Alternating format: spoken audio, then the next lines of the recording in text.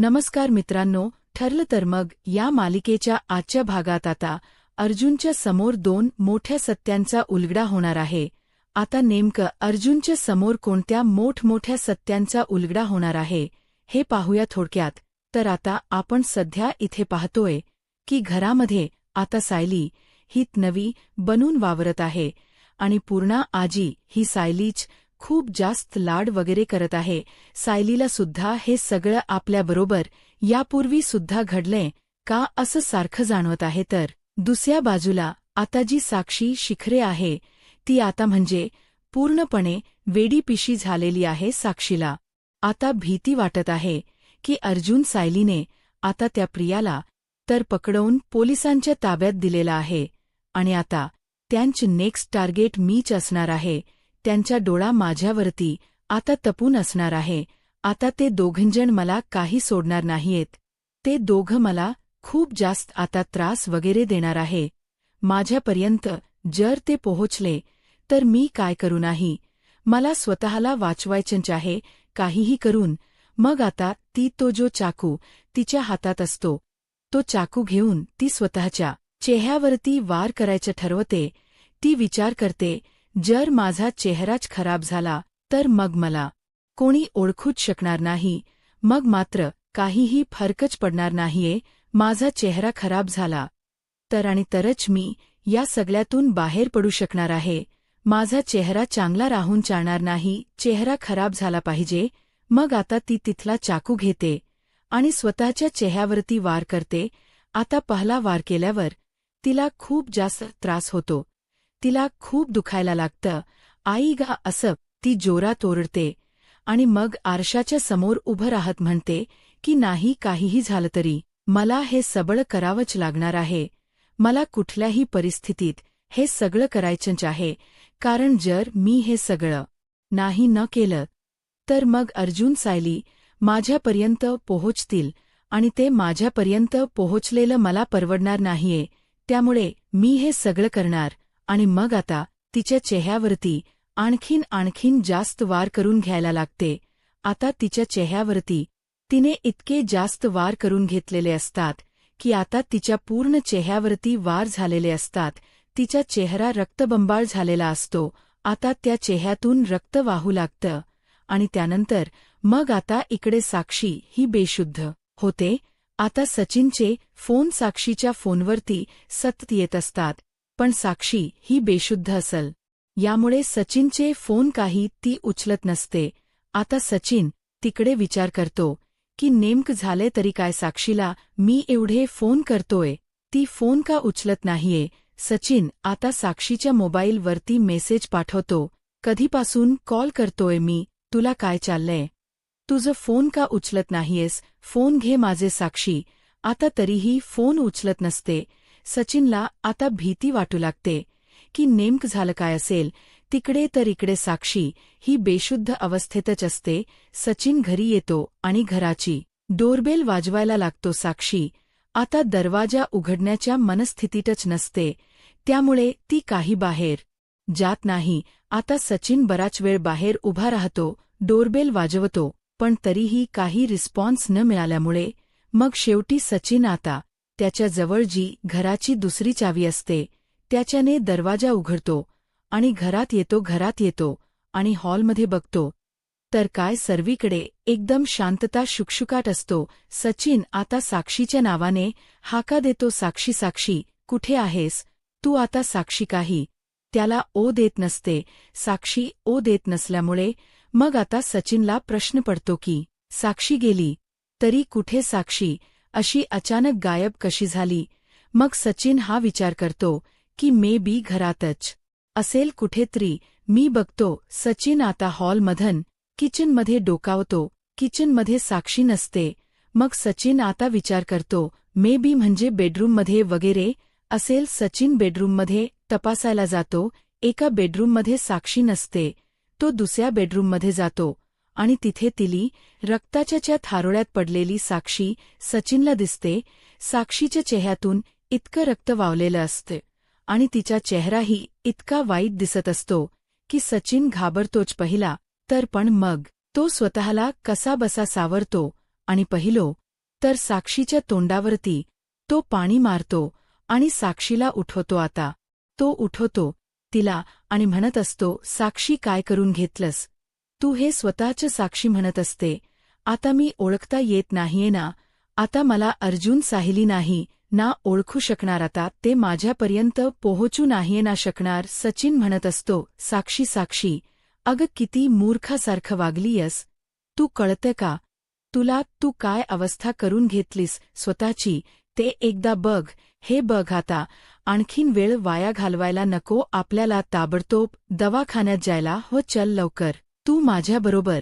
आणि मग आता सचिन जो आहे तो साक्षीला दवाखान्यात घेऊन जात असतो. साक्षी म्हणत असते की नाही, नको मला दवाखान्यात वगैरे कुठेही घेऊन जाऊ नको सायली, अर्जुन मला बघतील सायली, अर्जुन मला बघतील. त्यावर सचिन म्हणतो, मी आहे ना तुझ्याबरोबर, तुला कोणी बघणार नाहीये आणि मी असताना तुला घाबरण्याची गरज नाहीये, मी सांगितले की नाही तुला, मी तुझ्यापर्यंत कोणाला पोहोचू देणार नाहीये, म्हणून मग तू कशाला एवढी काळजी करतेस, मी आहे ना, तू चल. आणि मग सचिन साक्षीला घेऊन दवाखान्यात येतो. दवाखान्यात आल्याच्यानंतर तो डॉक्टरला साक्षीची अवस्था दाखवतो. साक्षीचा चेहरा बघून डॉक्टरसुद्धा घाबरतो आणि डॉक्टर विचारतो की हे सगळं काही नेमकं झालं तरी कसं, एवढं यांना काय लागलंय? मग सचिन आता डॉक्टरांना सगळी हकीकत सांगून टाकतो. आता सचिनने सगळी हकीकत डॉक्टरांना सांगितल्याच्यानंतर मग डॉक्टर म्हणू लागतात की हे सगळं खूपच जास्त अवघड आहे, पण आपल्याला जर यांचा चेहरा पुन्हा बरा करायचा असेल, पूर्वीसारखा करायचा असेल ना, तर आपल्याकडे फक्त एक आणि एकच पर्याय आहे.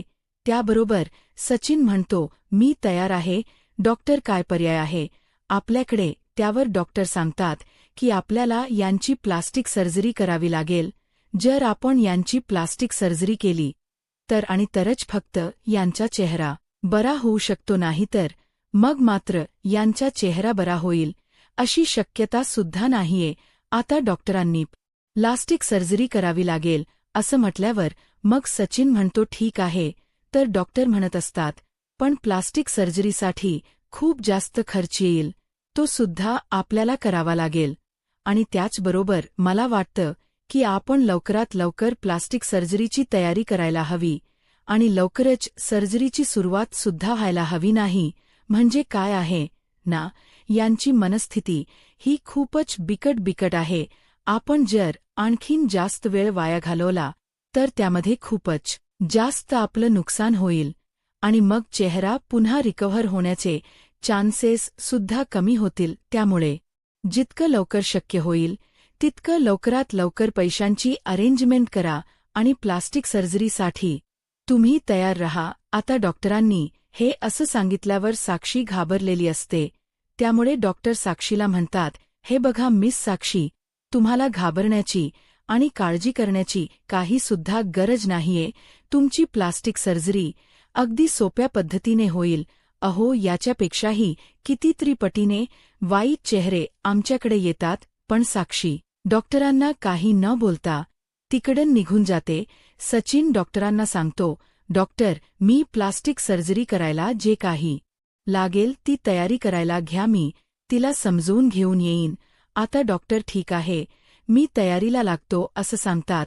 त्याबरोबर सचिन बाहेर येतो आणि साक्षीला म्हणू लागतो, साक्षी, तुझं काय चाललंय हे बघ, असं वेड्यासारखं वागू नकोस. असं वेड्यासारखं वागून आता आपल्याला चालणार नाहीये.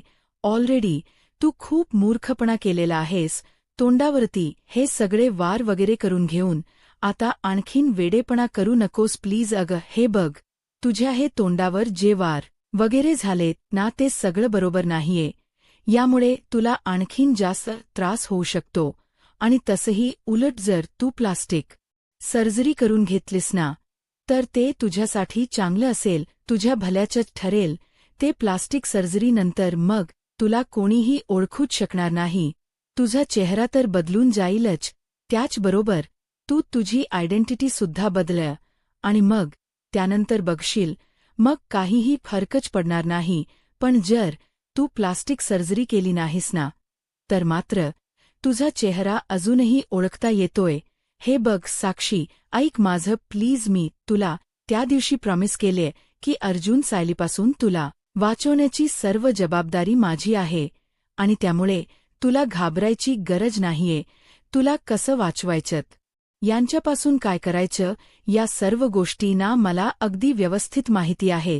त्यामुळे तू निश्चिंत रहा, निवांत रहा. तू कसलीही काळजी करू नकोस, मी आहे ना. पण प्लीज प्लीज आता आणखीन वेडेपणा करू नकोस. गुपचूपणे प्लास्टिक सर्जरीसाठी तयार हो, कारण जर सर्जरी नाही करून घेतली ना तर या गोष्टीचा पुढे तुला खूप जास्त त्रास होऊ शकतो. आणि साक्षी, हे बघ, तुला त्रास होऊ नये एवढंच काय ते मला वाटते आणि म्हणूनच मी तुला सांगतोय तसं तू माझा ऐक. त्याबरोबर मग साक्षी ही आता एवढं सगळं इकडे सचिनने समजवल्यावर प्लास्टिक सर्जरी करून घ्यायला तयार होते. ती डॉक्टरला सांगते, डॉक्टर माझा पूर्ण चेहरा बदलून टाका, मी अशी ना दिसायलाच नको, मी अगदी वेगळी दिसायला हवी. कुणी जर मला बघितलं ना तर मी पूर्वी अशी दिसत असेल असा विचारही लोकांच्या मनात येता कामाने होईल ना. असं डॉक्टर, तुम्ही मला बदलू शकता ना पूर्णपणे. डॉक्टर म्हणतात, हो नक्कीच, तुम्हाला आपण पूर्णपणे बदलू शकतो. त्यानंतर आता 2-3 दिवसांनी साक्षीची प्लास्टिक सर्जरी होते. तर आता अश्विन हा सुद्धा विचार करतो की बास, पुरे झालं. त्या नालायक मुलीच्या आठवणींमध्ये राहून मी का उगाच स्वतःच नुकसान करून घेऊ. आता 2-3 दिवस घरी राहिलो तेवढं पुरे आहे. आता मला पुन्हा हॉस्पिटलला जायला हवं, कामांची सुरुवात करायला हवी. कारण जर मी असाच घरी बसून राहिलो तर त्यामध्ये माझा काहीही फायदा नाहीये. मी कामाला लागायला हवं असा विचार करत मग सचिन अश्विन हा आता पुन्हा एकदा हॉस्पिटलला जायचं ठरवतो. तो त्याच्या क्लिनिकमध्ये जातो. इतक्यातच त्याला आता एका हॉस्पिटलमधून फोन येतो एका इमर्जन्सी केससाठी. आता इमर्जन्सी केस असल्यामुळे ताबडतोब अश्विन त्या हॉस्पिटलला जातो. आता तो तिकडे जातो. तिथली जी काही इमर्जन्सीची केस असते ती सगळी हडल वगैरे करतो. त्यानंतर तो निघून चाललेला असताना त्याला बाहेर सचिन दिसतो. अश्विन विचार करतो, सचिन इकडे काय करतोय. अश्विन आता गपचूप मागे उभा असतो आणि सचिन नेमकं ज्या डॉक्टरांबरोबर बोलत असतो त्यांचं आणि सचिनचं बोलणं ऐकतो. सचिन डॉक्टरांना विचारत असतो, डॉक्टर, साक्षीची प्लास्टिक सर्जरी सक्सेसफुल झाली आहे ना, म्हणजे व्यवस्थित आहे ना, तिला पुढे काही धोका तर नाहीये ना, तिच्या चेहऱ्यावरती कुठलेही व्रण वगैरे तर राहिलेले नाहीयेत ना, प्लास्टिक सर्जरीमुळे तिला भविष्यात काही त्रास होणार नाही ना. त्याबरोबर डॉक्टर म्हणत असतात, काम डाऊन, तुम्ही हे बघा, खूप जास्त काळजी करताय. इतकी काळजी करण याची मुळात काही गरज नाहीच आहे. हे बघा, प्लास्टिक सर्जरीनंतर बऱ्याच वेळी पेशंटला थोडाफार त्रास होऊ शकतो, पण आपण त्यांना व्यवस्थित ट्रीटमेंट दिली, व्यवस्थित गोळ्या औषध मेडिसिन्स दिल्या ना तर मग त्रास नाही होत. आपल्याला फक्त थोडी एक्स्ट्रा काळजी करावी लागते आपल्या स्किनची, कारण ती स्किन आपल्या चेहऱ्याची नसते. त्याबरोबर मग लगेचच सचिन म्हणतो की डॉक्टर, तुम्ही जे काही सांगाल ते प्रिकॉशन्स आम्ही अगदी व्यवस्थित घेऊ. आम्ही साक्षीच्या त्वचेची काळजी घेऊ, पण कुठल्याही परिस्थितीत तिचा चेहरा आता ओळखता येण्यासारखा तर नाही आहे ना. डॉक्टर सांगतात की नाही, आता त्यांचा चेहरा पूर्णपणे बदलून गेलेला आहे. आताही ही साक्षी आहे हे तुम्ही सुद्धा ओळखू शकणार नाही असा तिचा चेहरा झालेला आहे. मग सचिन म्हणतो, मी बघू शकतो का तिला आता. त्यावर डॉक्टर म्हणतात, हो, तुम्ही बघू शकता, भेटू शकता, पण तुम्हाला त्यांचा चेहरा अजून बघता येणार नाही. सचिन म्हणतो, का डॉक्टर, आता काय प्रॉब्लेम आहे, झाली ना सर्जरी. त्यावर डॉक्टर सांगतात, सर्जरी झाली असली तरी त्यांच्या चेहऱ्यावरच्या पट्ट्या अजूनही तशाच आहे. त्या 2-3 दिवस कमीत कमी 1 आठवडा तरी ठेवाव्या लागतील. मग त्यानंतर त्यांचा केस व्यवस्थित सेट होईल आणि मग आपण त्या काढू शकतो. हे सगळं काही बोलणं आता अश्विन ऐकतो आणि अश्विन विचार करतो, काय याचा अर्थ साक्षीने प्लास्टिक सर्जरी केली आहे. बापरे, ह्या मुलीची एवढी मजल गेली की हिने प्लास्टिक सर्जरी केली आणि हिला मदत करणारा सुद्धा दुर्दैवाने आमच्याच मिळवून आहे. पण ते काहीही असलं तरी हे सगळं मला ताबडतोब अर्जुन दादाच्या कानावरती घातलं पाहिजे. त्याला तर ह्या सगळ्यातलं काहीही माहिती नसणार आहे आणि त्याला या गोष्टी माहिती व्हायलाच हव्यात. मग आता ताबडतोब लगेचच अश्विन अर्जुनला सगळं सांगण्यासाठी घरीच निघून आलेला असतो. अनायसे त्याची इमर्जन्सीची केसही पूर्ण झालेली असते. मग तो तिकडून घरी येतो आणि घरी आल्याबरोबर तो आता अर्जुनला मोठ्या मोठ्याने हाका मारतो. सायली काय झालंय विचारते तर अश्विन सांगतो, मला दादाबरोबर बोलायचं. तू कुठे? सायली सांगते, ते रूममध्ये आहे. मग आता अश्विन रूममध्ये जातो आणि अर्जुनला सांगतो की साक्षीने प्लास्टिक सर्जरी करून घेतलेली आहे दादा. त्याबरोबर मग अर्जुन म्हणत असतो की तू हे कसं काय बोलू शकतोस? तुला काय माहिती? तू बघितलंस का काही? त्याबरोबर बरोबर तो सांगतो, मी ज्या हॉस्पिटलला व्हिजिटिंग डॉक्टर म्हणून गेलो होतो तिकडे मी सचिनच आणि डॉक्टरांच बोलणं ऐकलंय. त्याबरोबर हे सगळं ऐकून आता अर्जुनला सुद्धा खूप मोठा धक्का बसतो. अर्जुन म्हणतो, साक्षीला पकडणं आता खरोखरच आपल्यासाठी खूप जास्त अवघड होऊन बसणार आहे. याच्या आधी ती कशी दिसते, ती काय आहे हे आपल्याला माहिती होतं. पण जर तिने प्लास्टिक सर्जरी केलेली असेल तर आता तिला ओळखणं खूप अवघड होईल. आणि ती खूप हुशार आहे, त्यामुळे ती अगदी शिताफीने तिला ओळखता येऊ नये म्हणून तिचे नाव आणि तिची ओळख सुद्धा बदलून घेईल. पण एक काम कर अश्विन, या सगळ्या गोष्टी तू काहीही झालं तरी आपल्या दोघातच ठेव. सायलीपर्यंत सुद्धा या गोष्टी पोहोचू देऊ नकोस की साक्षी शिखरे ही ते चेहरा वगैरे बदलण्यासाठी तिने सर्जरी करून घेतली. कारण हे सगळं जर सायलीला कळालं तर तिला आणखीन जास्त टेन्शन येईल. कळलं का तुला? ऑलरेडी ती इकडे पूर्ण आजीच्या टेन्शनमध्ये आहे. पूर्ण आजीची काळजी घेण्यात, पूर्ण आजीची सेवा करण्यातच तिचा दिवस जातोय. त्यात जर तिला हे सगळं समजलं तर ती आणखीन जास्त ओव्हर पॅनिक होईल. कळते ना तुला मला नेमकं काय म्हणायचं ते? अश्विन सांगतो, हो दादा, मी काही नाही सांगणार सायली वहिनीला. त्यानंतर मग अश्विन तिकडून निघून गेल्यावर इकडे अर्जुन मात्र प्रश्नकोड्यात पडलेला असतो की बाप रे, जर खरोखर साक्षीने प्लास्टिक सर्जरी केली तर तिला ओळखायची कशी? तिच्यापर्यंत पोहोचायचं कसं? तिच्यापर्यंत पोहोचण्यासाठी आपल्याला खूप कष्ट करावे लागणार आहेत असे विचार आता त्याच्या मनात फिरत असतात. त्यानंतर जेवणाची वेळ झालेली असते म्हणून आता सगळ्यांनाच सायलीने जेवायला बोलावलेलं असतं. सगळेजण जेवायला डायनिंग टेबलवरती जमा झालेले असतात. आता पूर्णा, आजी आणि सायली एकीमेकीबरोबर गप्पा-टप्पा मारत छान जेवत असतात, मस्त एन्जॉय करत असतात. घरातल्या सगळ्यांनाच तर सायलीला बघून असतं की हीच खरोखरचीच नवी तर. इकडे अर्जुनला मात्र आता हे सगळं बघून खूप मोठा प्रश्न पडतो आणि तो म्हणजे हे सगळं कसं शक्य आहे? त्याला कालचे कल्पनाचे शब्द आठवतात नाही. म्हणजे पूर्णा आजीना बरं वाटावं यासाठी आपण हे सगळं करतोय हे तर ठीक आहे, पण सायलीला हे सगळं खूप जास्त जड झालं आहे. कारण सायलीला थोडीच माहिती आहे की तन्वी कशी होती ते लहानपणी. पण आता अर्जुन विचार करतो, मॉम जे म्हणाली ते बरोबर असलं तरीही सायली अगदी तन्वी सारखंच वागतीये. पण हे कसं शक्य आहे? नक्कीच काहीतरी गफलत आहे. तर इकडे आता सायली ही मात्र पूर्णा आजीची खूप जास्त काळजी घेत असते. पूर्णा आजीसमोर आता ती अगदी तन्वीच उभी राहिलेली असते. आता मग लहानपणी सायली अंगाई गीताबरोबर ज्या 2 ओळी चुकीच्या गायची, ती 2 ओळी चुकीच्या आजही तशाच गात असते. आणि आता हे सगळं बघितल्याच्या नंतर इकडे घरात मात्र आता सगळ्यांनाच टेन्शन येत असते की हे कसं शक्य आहे? सायली हुबेहूब प्रिया तन्वेसारखी कशी काय वागू शकते? आणि त्यामुळे मग आता घरातले सगळेच जण टेन्शनमध्ये असतात, विचारत असतात.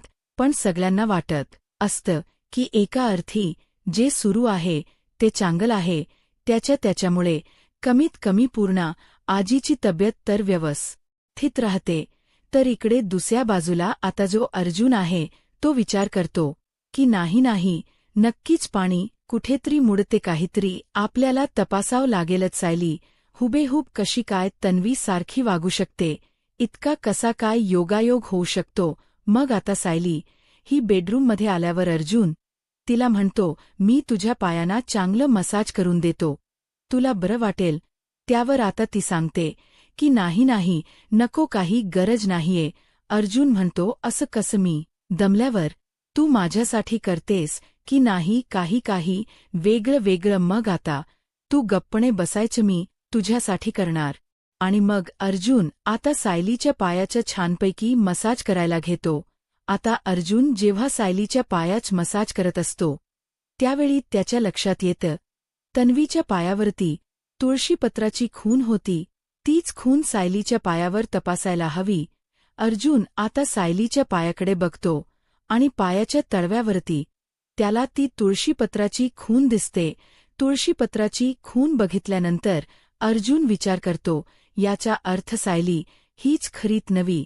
आणि मग अर्जुन सायलीकडे बघू लागतो. सायली म्हणते, अहो काय झालं, मसाज करत होतात ना? मग असे एकाएकी माझ्याकडे गडगटीत बघत काय राहताय, जाऊ द्या, पुरे झाली तुमची मसाज वगैरे, आता मला आणखीन काही नकोय, चला लवकर, आता मला झोपू द्या, उद्या सकाळी पुन्हा लवकर उठायचं, घरात खूप काम असतात हल्ली. पूर्णा आजींना मी तन्वी वाटतेय, त्यामुळे त्या मला घरात फारशा काही कामांना हातच लावू देत नाहीयेत. त्यानंतर अर्जुन हा आता विचार करतो की मला या सर्वबद्दल सिनियर जवळ लवकरच बोलायला हवं. मग अर्जुन आता त्या विचारांमध्येच रात्रभर मग्न असतो.